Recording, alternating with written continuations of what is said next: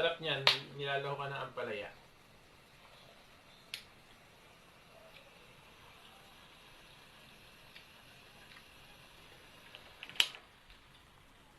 Palaya, lalahakan. Sige.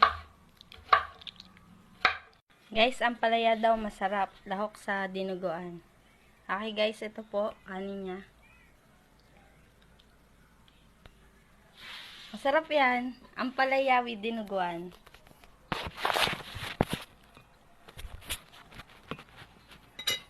Kain ka lang ha. Pakabusog ka.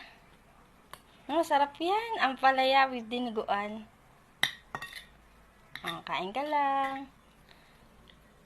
Sarap! Diba?